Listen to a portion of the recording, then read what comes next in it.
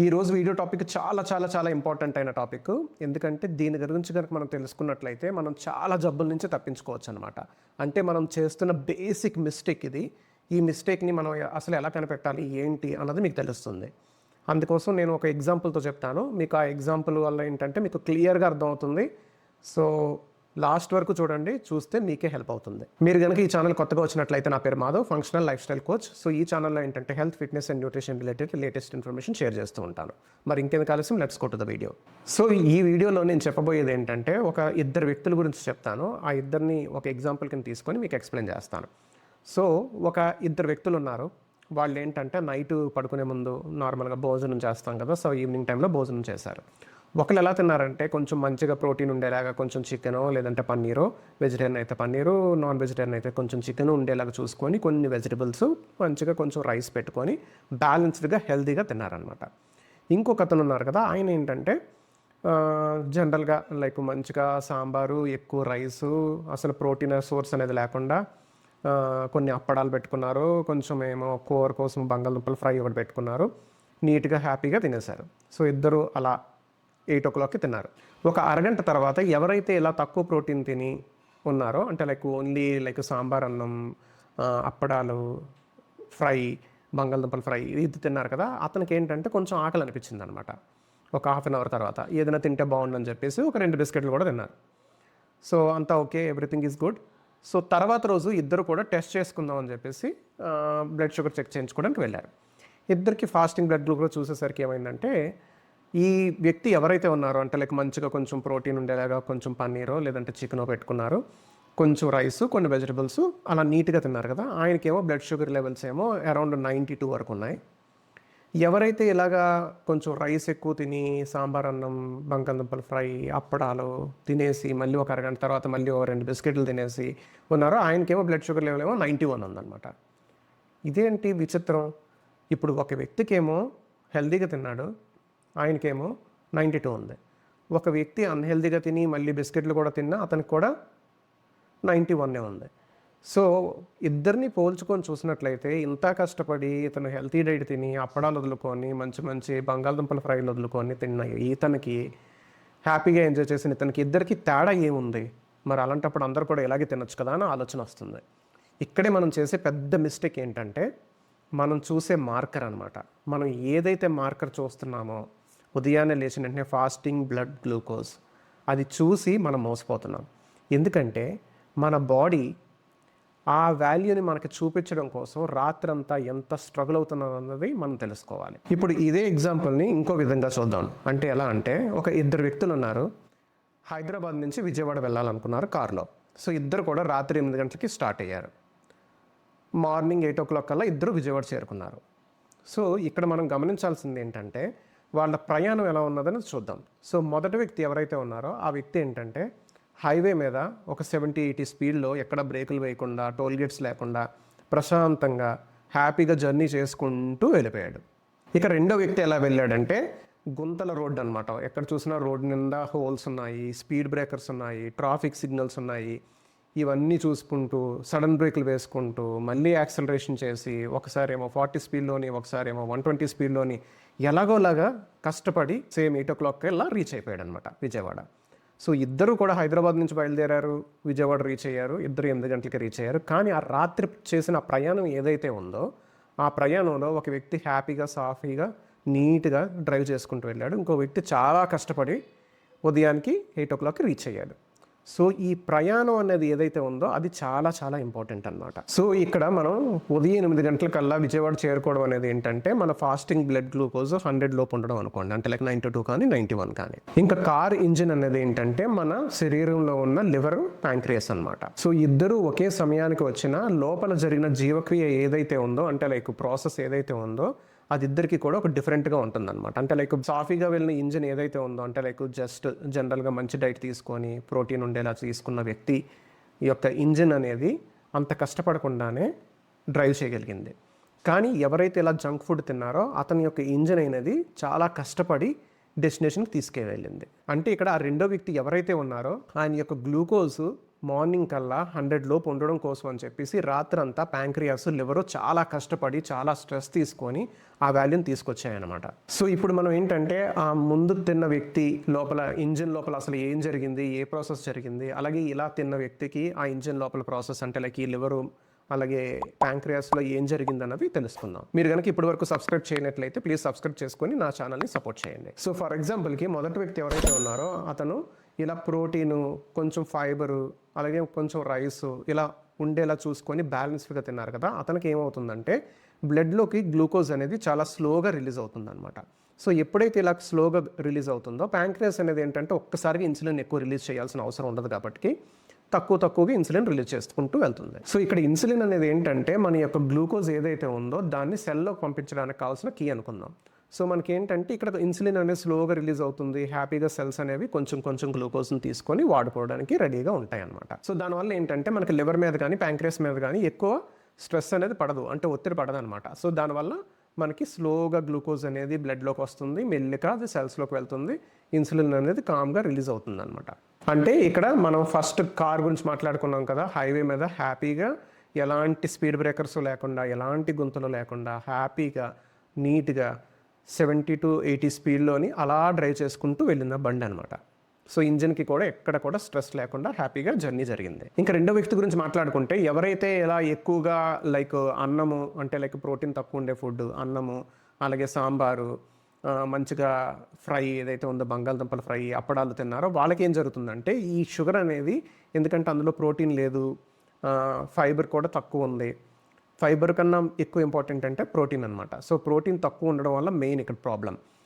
So ఇలా protein తక్కువ ఉండి కార్బోహైడ్రేట్స్ ఎక్కువ ఉండడం వల్ల ఎక్కువగా షుగర్ అనేది ఇన్స్టెంట్గా బ్లడ్లోకి వచ్చేస్తుంది.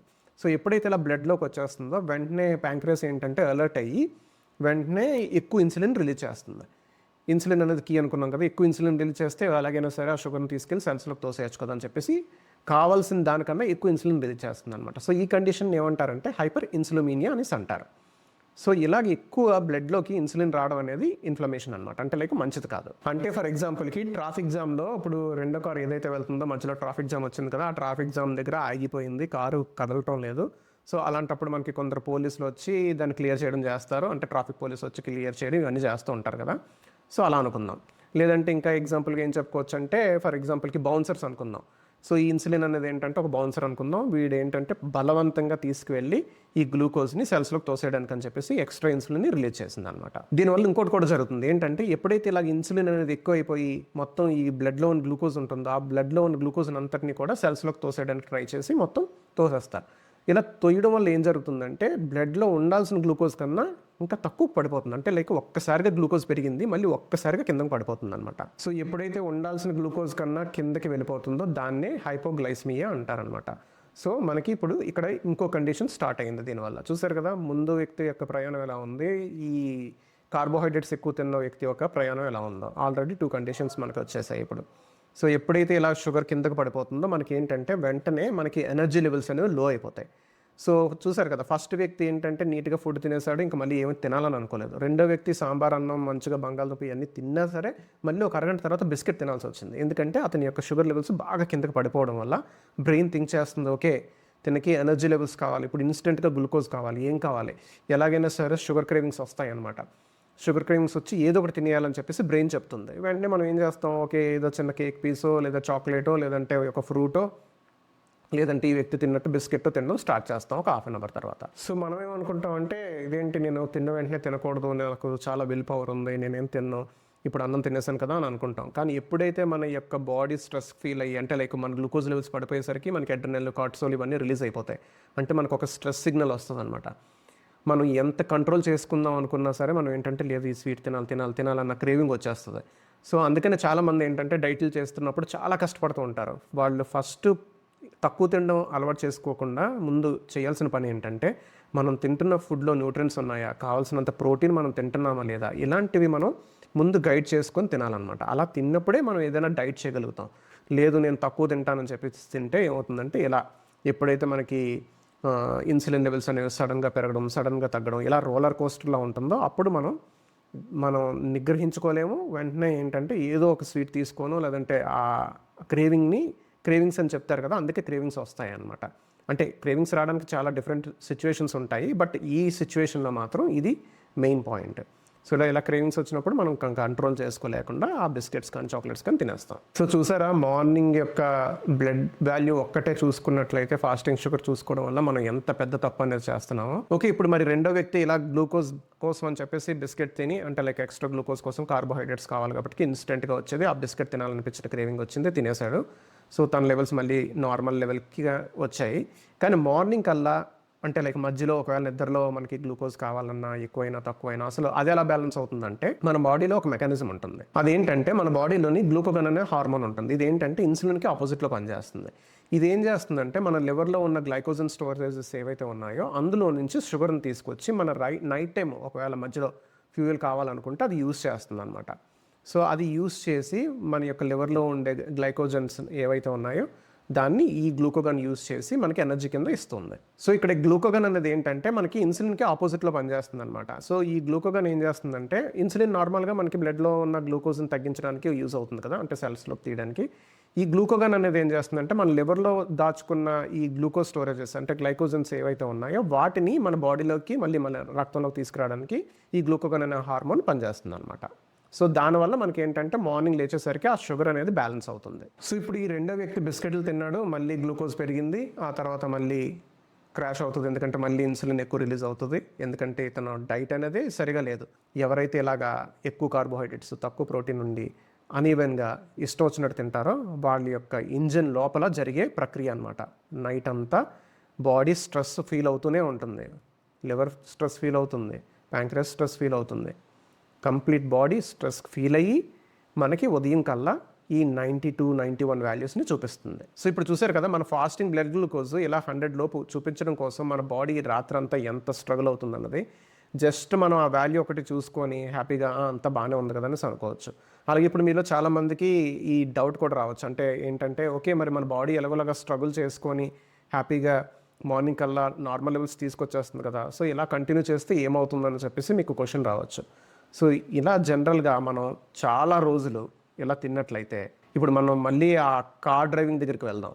ఎవరైతే కారు నైట్ హ్యాపీగా జర్నీ చేశారు కదా హైదరాబాద్ టు విజయవాడ హైవే మీద, అతని కారు, అలాగే ఎవరైతే ఇలాగా గుంతల రోడ్లోని స్పీడ్ బ్రేకర్లో ట్రాఫిక్ జాము, ఒకసారి ఏమో స్పీడ్ ఎక్కువ బ్రేక్స్ వేసుకుంటూ వెళ్ళారు కదా, అతని కారు అదే కార్ని 10 సంవత్సరాల పాటు లేదా 5 సంవత్సరాల పాటు అలాగే నడిపితే ఇంజిన్ ఏమవుతుందో మీరు ఆలోచించుకోండి. ఇక్కడ ఇంజిన్ అనేది ఏంటంటే ప్యాంక్రియాస్, లివర్. కానీ మనం ఎక్కడ తగ్గకుండా అదే పని మీద, ఎందుకంటే ఫాస్టింగ్ బ్లడ్ గ్లూకోజ్ నార్మల్గా ఉంది కదా అని చెప్పేసి మనం ఏం చేస్తామంటే కంటిన్యూస్గా మళ్ళీ అలాంటి ఫుడ్సే ప్రోటీన్ గురించి మాట్లాడితే చాలామంది ఏంటంటే ప్రోటీన్ తినకూడదు, ప్రోటీన్ తింటే కిడ్నీస్ పాడైపోతాయి, ఇవన్నీ చెప్తూ ఉంటారు. కానీ మన బాడీ ఫిజియాలజీ బేస్ చేసుకొని మనకు ఎలాంటి ఫుడ్ తీసుకోవాలి, ఎలాంటి ఫుడ్ తీసుకోకూడదు అన్నది ప్రతి ఒక్కరూ నేర్చుకోవాల్సిన విషయం.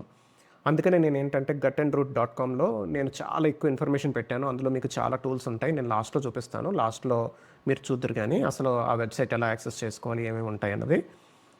సో ఎప్పుడైతే మనం ఇలా కంటిన్యూ చేసుకుంటూ వెళ్ళిపోతూ ఉంటామో అప్పుడు ఏమవుతుందంటే కొన్ని రోజులకి ఇన్సులిన్ కావాల్సిన దానికన్నా ఎక్కువ, అది ఇంకా సరిపోదు, ఇంకా ఎక్కువ ఇన్సులిన్ రిలీజ్ చేయడానికి ప్యాంక్రియాస్ కష్టపడుతూ ఉంటుంది.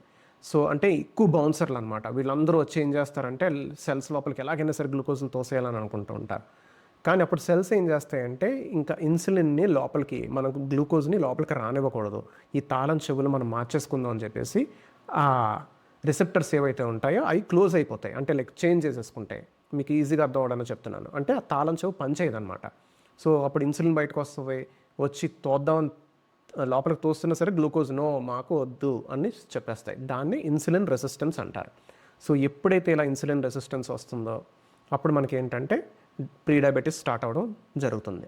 అందుకని మీరు నార్మల్గా ఎప్పుడైనా సరే ప్రీ డయాబెటీస్ వచ్చింది అనేసి మీకు ఒక వాల్యూ వస్తుంది కదా HbA1cలో, ఆ వాల్యూ రాకముందే 5 లేదా 10 సంవత్సరాల ముందు నుంచే మనకి ఇన్సులిన్ రెసిస్టెన్స్ అనేది ఉంటుంది. సో ఎప్పుడు కూడా ఇలా fasting blood glucose, only like HbA1c ఇవి చూసుకున్నాం అనుకోండి, మనకి బాడీలో ఏం జరుగుతుందో తెలియదు. మనం ఫాస్టింగ్ ఇన్సులిన్ చెక్ చేసుకోవాలి, హోమాయర్ చెక్ చేసుకోవాలి. అలా చెక్ చేసుకున్నప్పుడే మనకి ఇన్సులిన్ రెసిస్టెన్స్ ఉందా లేదా అన్నది తెలుస్తుంది అనమాట. సో ఎప్పుడైతే ఇలా ఇన్సులిన్ రెసిస్టెన్స్ అనేది ఉండి చాలా సంవత్సరాల తర్వాత మనకి హెచ్బిఎన్సీ బయటపడుతుంది, అంటే లైక్ ప్రీ డయాబెటీస్ బయటపడుతుంది అనమాట. సో ఇంకా ప్యాంక్రియాస్ విషయానికి వస్తే అలా ఎక్కువ ఇన్సులిన్ రిలీజ్ చేసి చేసి చేసి ఆ బీటా కణాలు చచ్చిపోయి ఇంకా నేను ఇన్సులిన్ రిలీజ్ చేయలేను బాబోయ్ అని చెప్పేసి చేతులు ఎత్తేస్తుంది. అప్పుడు మీరు బ్లడ్ షుగర్ చెక్ చేసుకోగానే సడన్గా ఏంటంటే మీకు అప్పటి వరకు 90, 100, 110 చూపించేది 120, 130, 150, 170 అలా 200 వరకు వెళ్ళిపోతుంది. ఇదేంటి సడన్గా డయాబెటీస్ వచ్చేసిందని చెప్పేసి మీరు డాక్టర్ దగ్గరికి వెళ్ళి అడుగుతారు. డాక్టర్ ఏమో మీకు డయాబెటీస్ వచ్చేసిందని చెప్తారు. మొన్నటి వరకు బాగానే ఉన్నాను, 50 సంవత్సరాల వరకు, 52, 53 సంవత్సరాలు, లేదంటే 40 వరకు బాగానే ఉన్నాను, 42, 43 సంవత్సరాలు, ఈ జస్ట్ 1 or 2 ఇయర్స్లోనే మనకి డయాబెటీస్ వచ్చేసిందని మనం అనుకుంటాం. కానీ ఇది స్టార్ట్ అయింది 5 to 10 years బ్యాక్ అనమాట. ఇప్పుడు మనం డీప్గా ఆలోచించాల్సిన విషయం ఏంటంటే ఒక బ్లడ్ షుగర్ వాల్యూకే ఇలా జరుగుతుందా అని. అంటే ఇప్పుడు మనం షుగర్ లెవెల్స్ నార్మల్గా చూపించడం కోసం రాత్రి అంతా ప్యాంక్రియాస్, లివర్ ఇంత కష్టపడుతున్నాయి, సంవత్సరాల తరబడి కష్టపడి అవి ఇంకా చేతులు ఎత్తేసరికి మనకి డయాబెటీస్ వచ్చింది అని తెలుస్తుంది. కానీ ముందుగా తెలుసుకొని ఉంటుంటే మనం ఆ ప్యాంక్రియాస్కి అంత స్ట్రగుల్ ఇవ్వం, లివర్కి అంత స్ట్రగుల్ ఇవ్వం. అలా ఇవ్వలేనప్పుడు మనకి డయాబెటీస్ అనేది రాదు. సో డయాబెటీస్తో ఆగిపోదండి. ఎప్పుడైతే షుగర్ వస్తుందో బీపీ వస్తుంది, బీపీ ఎప్పుడు వస్తుందో మనకి హార్ట్ వరకు వెళ్ళిపోతుంది. సో మనం ఆ సైకిల్ని బ్రేక్ చేయాలంటే ముందే మనం ఇన్సులిన్ రెసిస్టెన్స్ ఉంది అని తెలుసుకున్నట్లయితే అసలు డయాబెటీస్ వరకు వెళ్ళాం. సో అలా తెలుసుకునేదే ఫంక్షనల్ న్యూట్రిషన్ అనమాట. ఫంక్షనల్ న్యూట్రిషన్ ఏంటంటే డీప్గా వెళ్తాం. ఎగ్జాంపుల్కి కాన్స్టిపేషన్ వచ్చిందంటే కాన్స్టిపేషన్ వెంటనే చెప్పేది ఏంటంటే ఫైబర్ తక్కువ తింటున్నారు, ఫైబర్ తినండి, లేదా వాటర్ ఎక్కువ తాగండి. ఇక్కడ కాన్స్టిపేషన్ రావడానికి చాలా కారణాలు ఉండొచ్చు. మెగ్నీషియం డెఫిషియన్సీ అవ్వచ్చు, హైపోథైరాయిడిజం అవ్వచ్చు, గట్ బ్యాక్టీరియా ఇంబ్యాలెన్స్ అవ్వచ్చు, హెచ్ పైలోరీ అవ్వచ్చు, ఇలా చాలా ఉంటాయి. ఇందులో ఏది అన్నది తెలుసుకోకుండా బ్లైండ్గా మనం ఏది పడితే అది ఫాలో అయిపోకూడదు. అందుకని ఫంక్షనల్ న్యూట్రిషన్లో మనం డీప్గా వెళ్తాం అనమాట. ఇక్కడ gutandroot.comలో మీకు ఒక టూల్ తయారు చేశాను. అదేంటంటే gutandroot.com/scan. ఇది నేను డిస్క్రిప్షన్లో లింక్ పెడతాను, మీరు అక్కడికి వెళ్ళొచ్చు, లేదా డైరెక్ట్గా టైప్ చేయొచ్చు. ఇక్కడ మీకు సిమ్టమ్స్ బేస్ చేసుకొని మీరు ఇందులో కొన్ని క్వశ్చన్స్ ఉంటాయి, ఆ క్వశ్చన్స్ అన్నింటికి ఆన్సర్ చేస్తే సిమ్టమ్స్ బేస్ చేసుకొని మీకు ఏ సిస్టమ్ బ్రేక్ అయిపోయింది, ఏ ఆర్గన్ స్ట్రగుల్ అవుతుంది అన్నది మీరు తెలుసుకోవచ్చు అనమాట. ఫర్ ఎగ్జాంపుల్కి ఇక్కడ మీరు శాంపుల్ రిపోర్ట్ కూడా ఉంటుంది, ఇక్కడ చూడండి. అంటే రిపోర్ట్ ఎలా ఉంటుందో చూడాలనుకుంటే మీరు ఇచ్చే క్వశ్చన్స్ని బేస్ చేసుకొని మీ యొక్క సిమ్టమ్స్ బేస్ చేసుకొని మీకు ఏ సిస్టమ్ స్ట్రగుల్ అవుతుంది అన్నది చెప్తుంది. ఇక్కడ చూసారు కదా, ఈ ఎగ్జాంపుల్ కేసులో ఏంటంటే హార్మోన్స్ అండ్ స్ట్రెస్ ఎక్కువగా ఎఫెక్ట్ అవుతున్నాయి, తర్వాత బ్లడ్ షుగర్ వల్ల ఎక్కువగా ఎఫెక్ట్ అవుతున్నాయి, అలాగే జిఐ హెల్త్ కూడా బాగాలేదు అని చెప్తుంది. సో దానికోసం ఏం చేయాలి, అది అంటే లైక్ ఏ సిస్టమ్ ఎలా స్ట్రగుల్ అవుతుంది అన్నది కూడా మీరు తెలుసుకోవచ్చు. ఫర్ ఎగ్జాంపుల్కి ఇక్కడ చూసినట్లయితే ఇందులో నెంబర్ 1 ఏంటంటే స్టమక్ అండ్ డైజెషన్ ఇష్యూస్ ఉన్నాయి. దానికి కారణం ఏంటంటే ఇక్కడ థైరాయిడ్ ఫంక్షన్ బాగాలేదు. ఈ వ్యక్తి యొక్క సిమ్టమ్స్ని బేస్ చేసుకొని ఇక్కడ చెప్తుంది అనమాట. సో అలాగే దానివల్ల అడ్రినల్స్ ప్రాబ్లం ఉంది, అడ్రినల్స్ ఫెటిగ్ వచ్చింది, దానివల్ల బ్రెయిన్ ఫాగ్ వచ్చింది. సో ఇలా ఏంటంటే ప్రతి సిస్టమ్ గురించి మీరు ఇందులో తెలుసుకోవచ్చు, ఏ ప్రాబ్లమ్స్ ఉన్నాయి ఏంటన్నది ఈ టూల్ యూజ్ చేయండి. ఇది ఒకటే కాదండి, మీరు ఒకవేళ ఇందులో అకౌంట్ క్రియేట్ చేసుకున్నట్లయితే జస్ట్ ఫ్రీ అకౌంటే లాగిన్ అయి చేసుకున్నట్లయితే ఇందులో చాలా టూల్స్ ఉంటాయి. ఇక్కడ టూల్స్ అండ్ గైడ్స్ అని ఉంటుంది, ఇందులో గట్ హెల్త్ రిస్క్ అసెస్మెంట్ ఉంటుంది, హెచ్ పైలోరీ ఉందా లేదా అని తెలుసుకునేది. ఇవన్నీ కూడా ఏంటంటే క్వశ్చన్స్ బేస్ చేసుకొని అనమాట, బ్లడ్ రిపోర్ట్స్ కాదు కాబట్టి, బట్ ఎడ్యుకేషనల్ పర్పస్ కోసం కూడా ఉంటుంది, మీకు యూజ్ అవుతుంది. క్యాండిడా ఉందా లేదా, ఫుడ్ ఇంటాలరెన్స్ స్కానరు, అలాగే చాలా క్యాలిక్యులేటర్స్ ఉంటాయి, బిఎంఆర్ క్యాలిక్యులేటర్స్, ప్రోటీన్ క్యాలిక్యులేటర్, అలాగే ఆక్సిలేట్స్ అండ్ ఫుడ్స్ గురించి తెలుసుకోవాలనుకుంటే ఆ క్యాలిక్యులేటర్ ఉంటుంది, ఫెర్మెంటేషన్ గైడ్ ఉంటుంది. తెలుగు సూపర్ ఛానల్లో మాకు ఈ గట్ రిలేటెడ్ ప్రోబయోటిక్ రెసిపీస్ చాలా ఉంటాయి, మీరు చూడకపోతే వెళ్ళి చూడండి.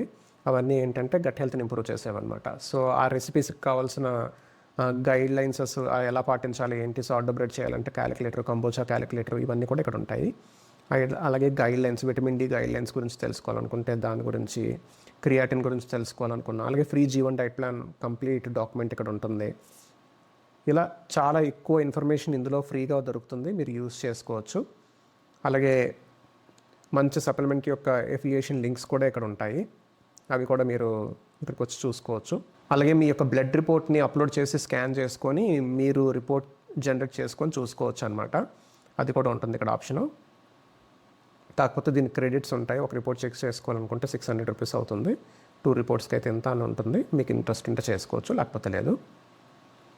ఏ బ్లడ్ రిపోర్ట్స్ బుక్ చేసుకోవాలనుకున్నా ఇక్కడ నుంచి మీకు ఆప్షన్స్ ఉంటాయి. చాలా టూల్స్ ఉన్నాయండి, మీరు ఎక్స్ప్లోర్ చేయండి. ఇదే కాకుండా మనకి ఏంటంటే కమ్యూనిటీ కూడా ఉంది. ఈ కమ్యూనిటీలో కూడా వచ్చి చాలామంది క్వశ్చన్స్ అయ్యి అడుగుతూ ఉంటారు.